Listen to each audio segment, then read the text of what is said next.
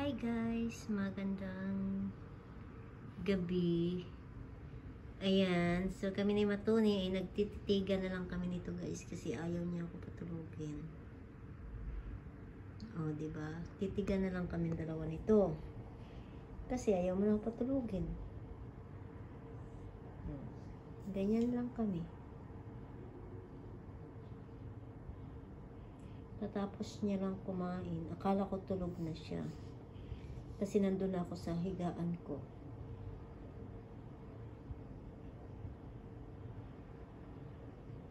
So, nagtitigan na lang kami dalawa nito.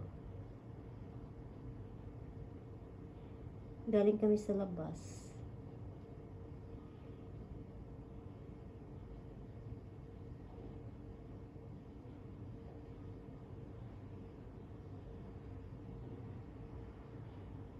Doon yun siya sa sopa.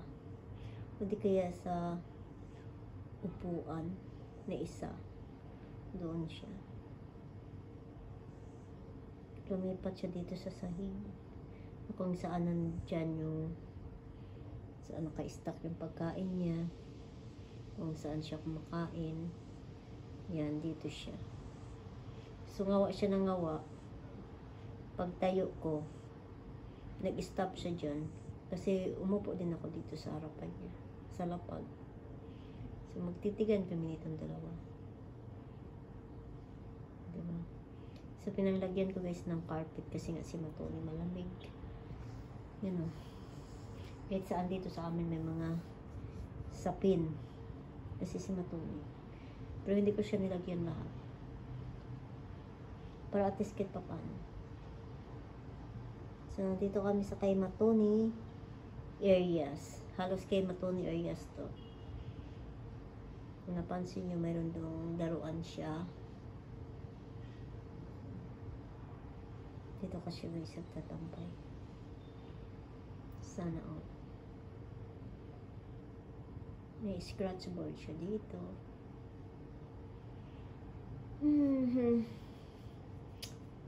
So, buti na lang guys si Matoni. Hindi ko na siya pinakain ng wet food. Kasi doon siya tumaba ng stove. Kaya siya pala nagsuka kasi maya-maya na siya kumakain. So, sinusuka niya na yung pagkain niya. Parang na-overload na yata yung gano'n naman tayo pag nasobrahan, diba? So, ayan, yung royal canin na gastrointestinal moderate calories. Yan yung binigay sa akin ng doktor na ipakain sa kanya ng 2 buwan.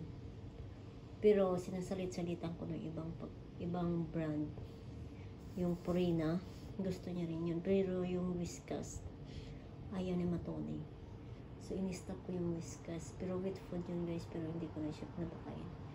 Yung Purina lang, kumakain siya nun. Pero kaso nga lang, mula na nagsuka siya pila ng 2 days na yata ngayon. Hindi na siya nakatikim ng wet food. Ang kagandahan kay Matoni, nung nagwi-wet food siya, kaya wet food ko siya guys kasi hindi siya pala inom ng tubig. So means, ano ang iihi niya, di ba magkaka-UTI siya. So ang iniinom naman ni Matoni guys is yung Masapi. Hindi ko siya pinapainom muna sa gripo.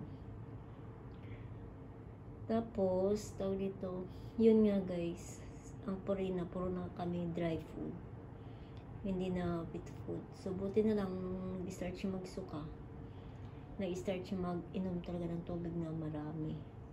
Tapos, dry food na. Hindi ba nakakatawa? Ayan o, muni-muni na siya. Akala ko tulog na ay magpatulog eh. Sinasabayan ko kayo siyan siya guys matulog dahil pag nagigising yan siya ng madaling araw. So gising din ako, kulang ako sa tulog. Pero sa umaga, siguro mga alas 7 to alas 11, tulog yan siya. Tulog din ako.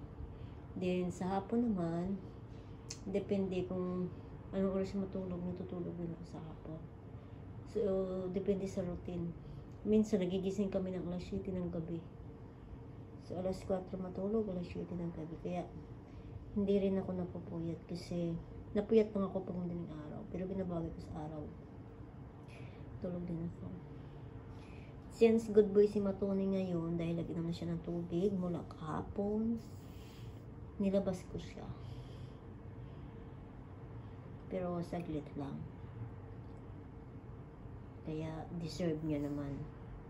And then bukas, hindi ko naman siya ilabas. Sanayin ko na rin siyang hindi na ilalabas. At kanina nag-antay ako kay ate kasi sabi niya pupunta, hindi naman siya pumunta. Ano yun, be? May naayos kasi dyan guys sa labas. Sa corridor. Naayos nila yun. Parang may umalis na si Matoni. Ganyan si Matoni guys. Pag hindi niya type or busog na siya, kunyari nililinis niya, pero babalik yan siya guys. O diba? Yung cleaner dito guys, kabayan, naglilinis.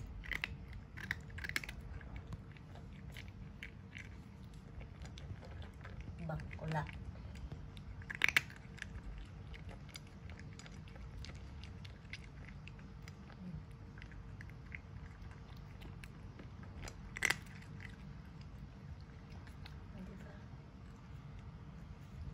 Sarap ng kain na to. Yan yung binigay ng doktor, yung 164 dirham. 2 kilo.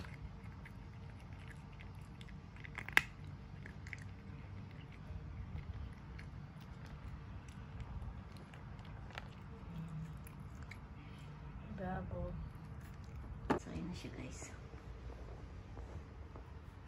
Tulog na yan siya. O, diba? Ganyan lang yung routine namin dalawa. Bakit tulala?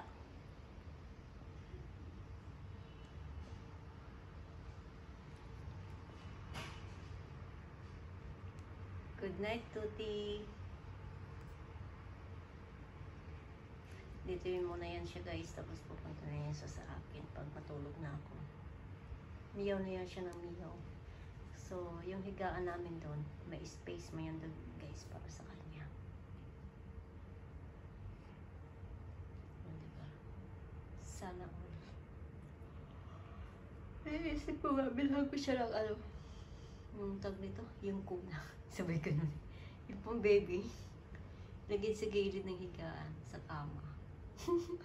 I-try ko nga. Yung pang baby ba, na maliit lang.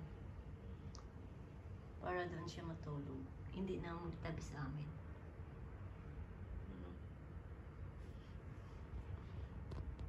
Good night, Matoni.